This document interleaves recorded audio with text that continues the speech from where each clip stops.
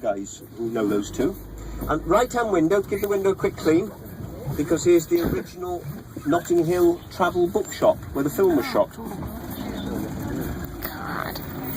You remember with Julia Roberts and Hugh Grant? That's it.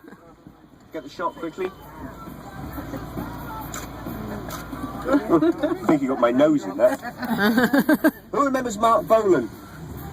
T-Rex. Yeah? Used to live here in Coral Shop, two floors just above. That's where he wrote Bang a Drum and Write White Swan and Get It On. And You Can Just Be a Jeepster for My Love. And this street on this area down here, say it's got more rock and roll heritage than anywhere else in London. This is the Clash territory.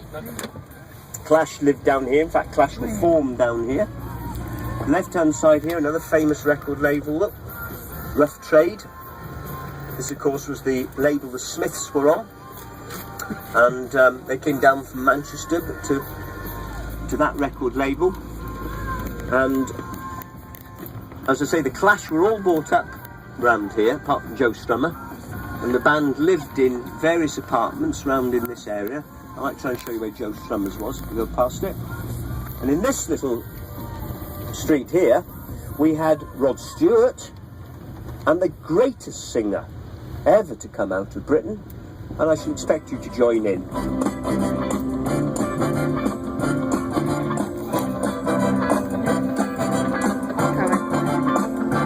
All together. It's not unusual to be loved by anyone. Come on, he's Welsh, you know.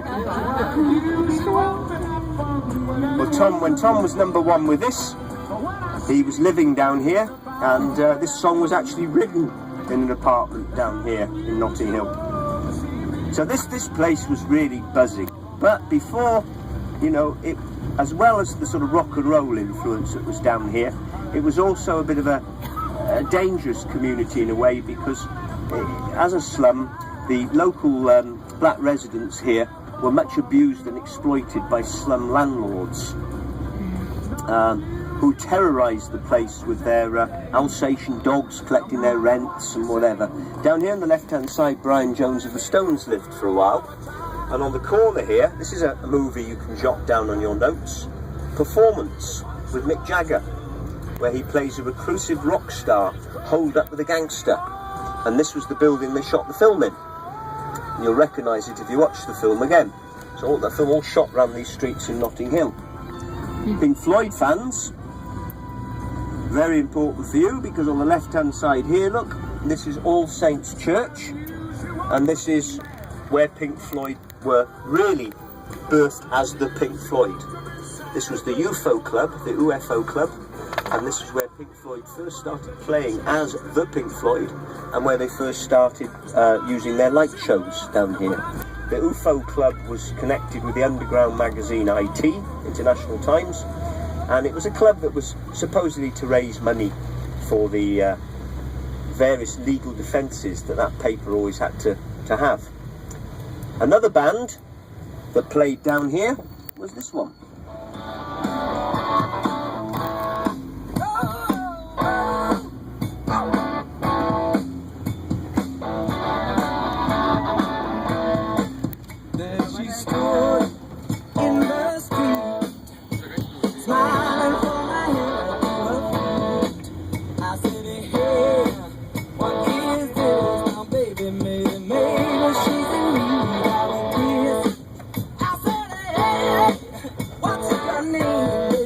Does anybody recognise this song? Yeah. Name of the band? They were called Free. And this is All Right Now, and it was recorded in the building here on the right hand side. All right now, baby, it's all right now. Because Free were on the Island music label, and this is Island Studios on the right hand side here, so often called Sarn Road West. And in this building, U2 put all their music down. Zeppelin did Stairway to Heaven. Cat Stevens did all his stuff in here. The Stones recorded Tattoo You in here. I could go on, there's lots of them. Free, this band recorded all their stuff in here. The Band Aid single, the charity single that Geldof did, was recorded inside here. Status Quo recorded a lot of their stuff in here. So all in all, a lot of great music at Sarn Road. But more importantly, just above there, you can just see the flat. If you look back over your shoulders, there's a flat above.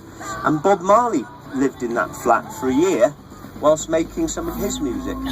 All Bob Marley's studio albums were made inside there, inside that building.